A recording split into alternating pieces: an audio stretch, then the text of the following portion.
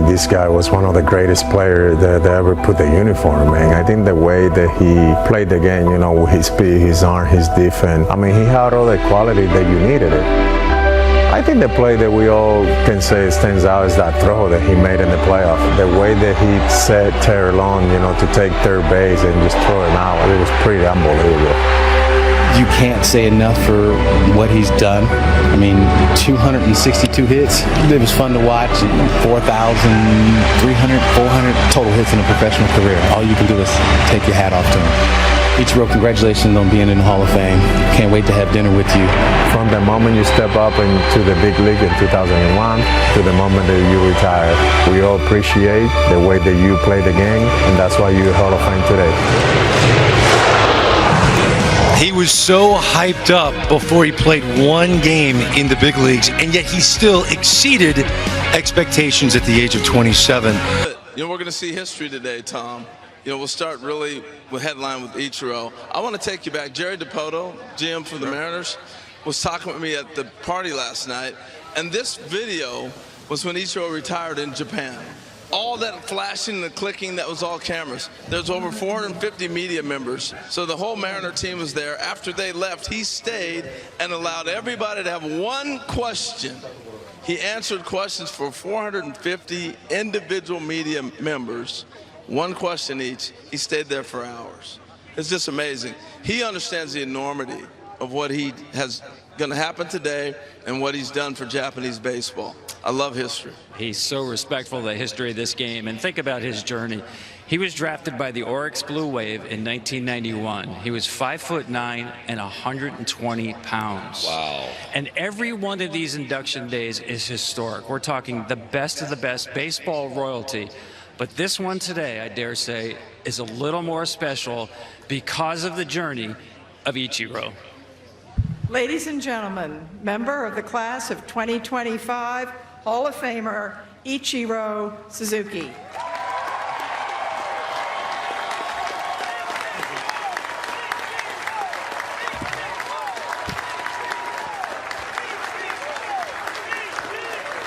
Thank you.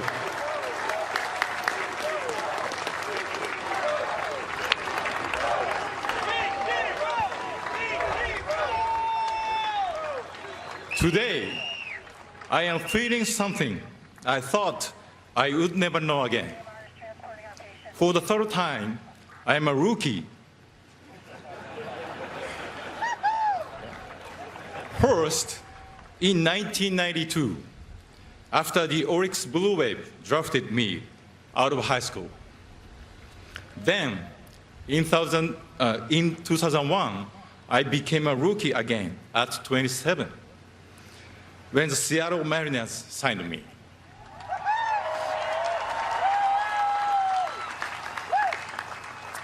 As I look over here now and see men like Rod Carew, George Brett, and Tony La Russa, I realize I'm a rookie again. Thank you for welcoming me so warmly into your great team.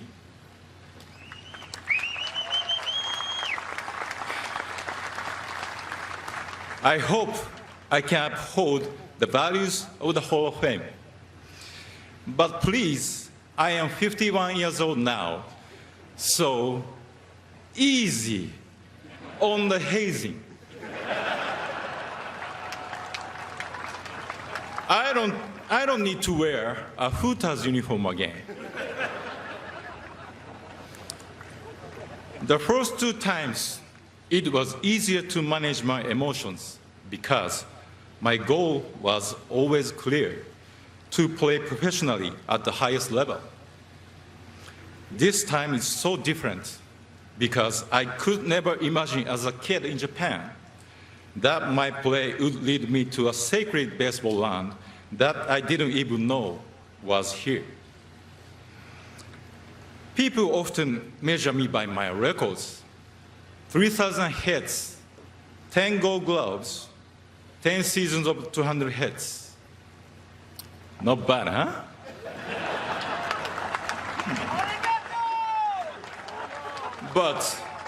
The truth is, without baseball, you would say, this guy's such a dumbass. I have bad teammates, right? Bob Costas.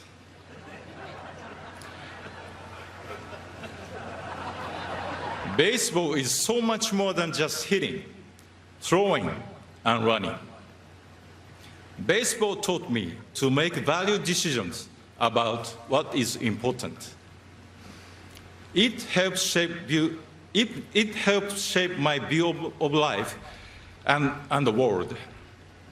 As a kid, I thought I could play baseball forever.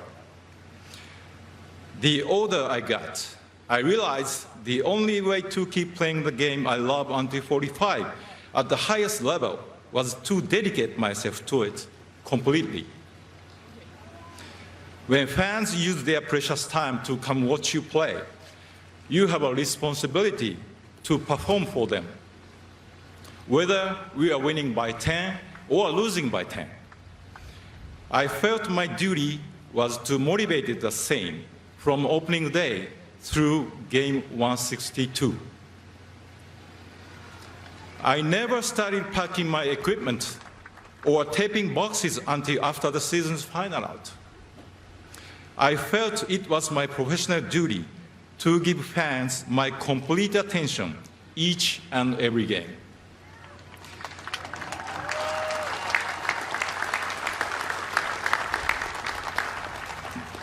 Fans deserve to be entertained whenever they choose to come. Baseball taught me what it means to be a professional, and I believe that is the main reason I am here today. Not because my skills are better than others. 3,000 hits or 262 hits in one season are achievements recognized by the writers, well, all but one of you.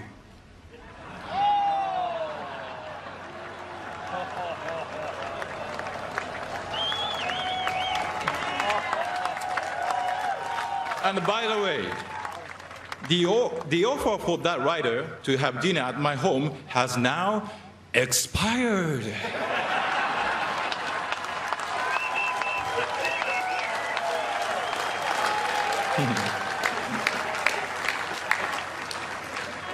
I could not have achieved the numbers the writers recognize me for without paying attention to the many small details every single day, consistently for all 19 seasons.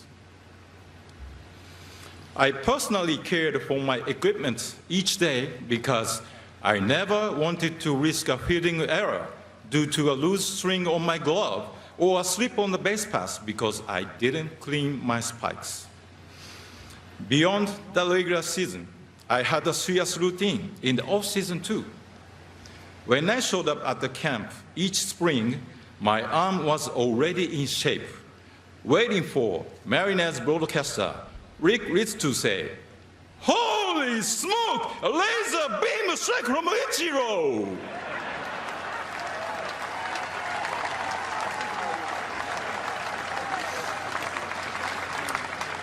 If you consistently do the little things, there's no limit what you can achieve. Look at me. I'm 5'11" and 170 pounds. When I came to America, many people said I was too skinny to compete with bigger major leaguers. The first time I ran out on the field, I was in awe of the competition. But I knew if I stuck to my beliefs about preparation, I could overcome the doubts, even my own. I have been asked, what's the best thing you can do for your team? My answer is taking responsibility for yourself. Being responsible for yourself means answering to yourself. When you go home at night and wonder why you didn't get a hit or you didn't make a catch, the honest answer is not because a great pitcher beat you or a tough sun was in your eyes. It's because there was something you could have done better. By taking responsibility for yourself, you support your teammates and you don't cheat the fans.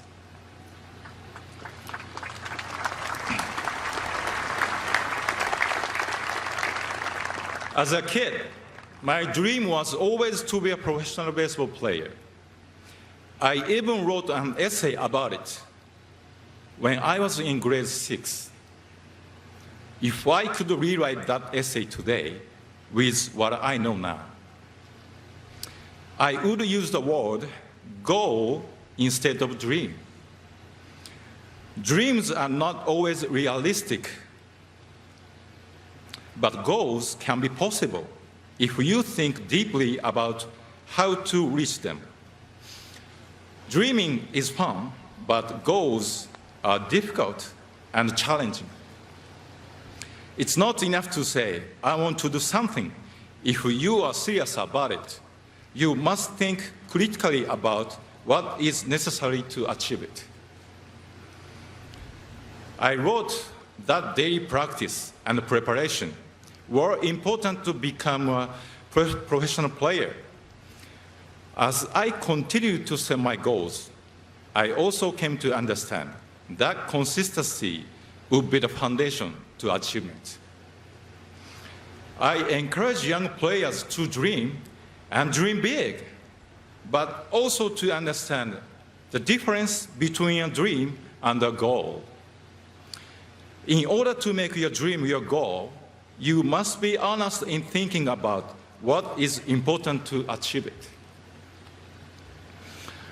In that essay, I wrote that I dreamed of playing for my hometown, Chunichi Dragons. I knew nothing about American baseball then. I simply loved baseball and wanted to play it wherever I could at the highest level for the rest of my life. I achieved the first part of my goal when Oryx drafted me. I won the batting title in my first full year and each year after that when I played in Japan. From the outside, it may have seemed like everything was smooth and I should have no worries. However, inside, I was struggling to understand why I was making results. I was searching for something that I could not find. In the middle of my internal struggle, something historic happened.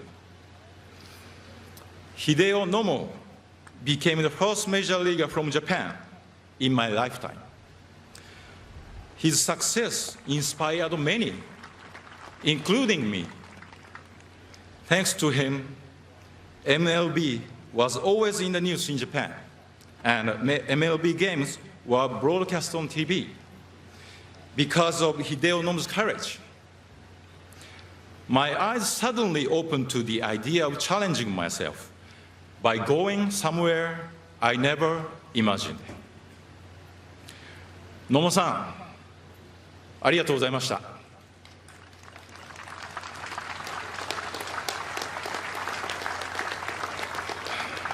I am grateful to the Oryx Blue Wave for allowing me to challenge myself in MLB. I am also grateful to the Seattle Mariners for believing that I could become the first position player from Japan in American baseball.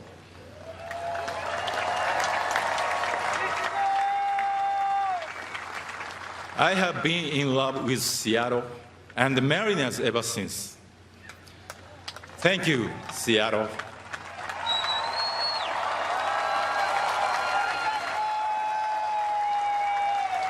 I am thrilled that this great honor reunites me with the general manager who signed me, Pat Gillick. Thank you to Pat and the owners and executives back then, Hiroshi Yamauchi, Howard Lincoln, Chuck Armstrong, and the rest of the Mariners team. To current executives, John Stanton, Jerry DiPoto, Kevin Martinez, and the rest, Thank you for bringing me back to the place I belong and allowing me to make Seattle my permanent home.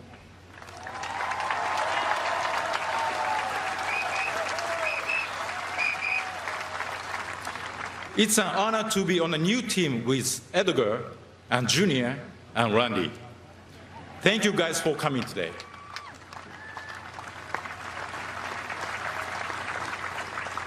Thank you to the New York Yankees. I know you guys are really here today for Sissy. But that's okay. He deserves your love. I enjoyed my 2.5 years in pinstripes, and I thank you for letting me experience the great leadership of Derek Jeter and your organization's proud culture.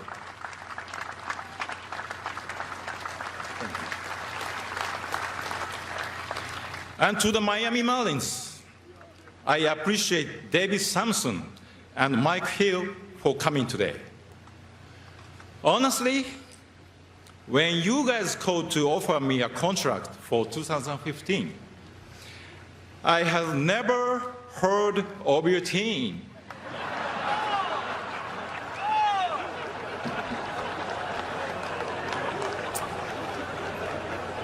But I came to love my time in South Florida. Even in my mid-40s, I grew as a player, surrounded by all those young, talented teammates. The way they jumped out of the dugout in Colorado to celebrate my 3,000th hit is something I will never forget.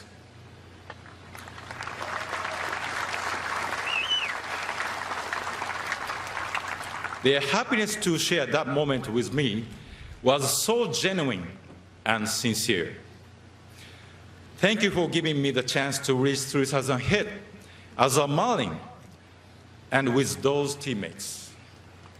To my agents, whose importance to me has been more than just business. Sadly, Tony Atanasio passed away before he could know of this moment. I thank him for getting me to America and for teaching me to love wine. and to John Boggs, who believed I could still play at 42 and has been passionate towards my career ever since. Thank you to my longtime interpreter, Alan Turner, and his family for supporting me wherever I decided to play.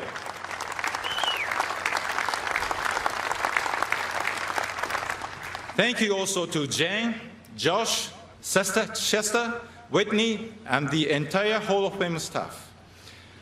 And of course, to Jeff Idelson. Without you, I would have never come to appreciate this incredible institution. Congratulations to Cece, Billy, Dave Parker, Dick Allen, Tom Hamilton, and Thomas Boswell.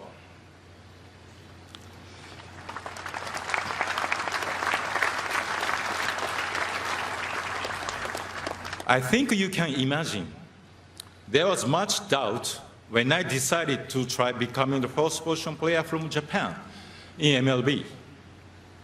But it was more than just doubt. There was criticism and negativity. Someone even said to me, "Don't embarrass the nation." The person who supported me the most was my wife, Yumiko.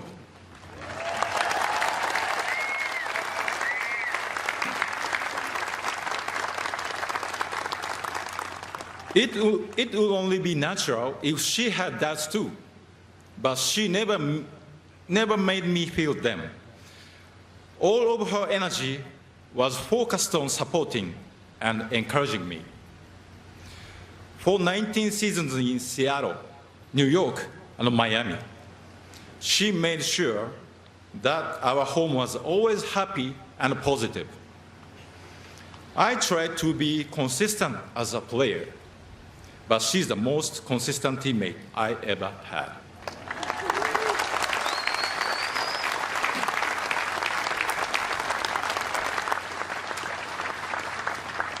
Shortly after I retired, Yumiko and I had a date night.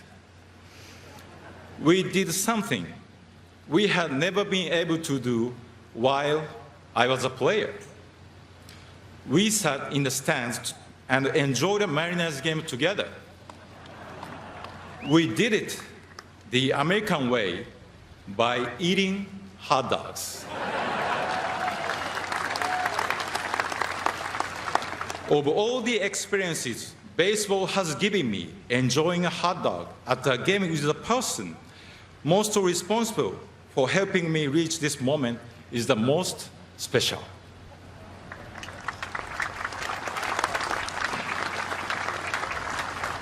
Going into America's Baseball Hall of Fame was never my goal.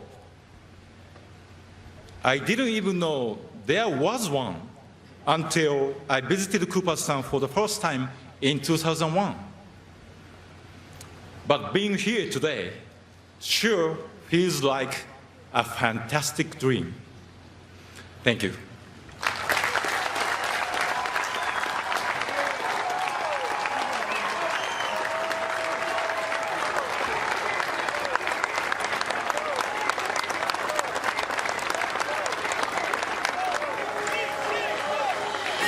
ご視聴ありがとうございました。チャンネル登録と高評価よろしくお願いします。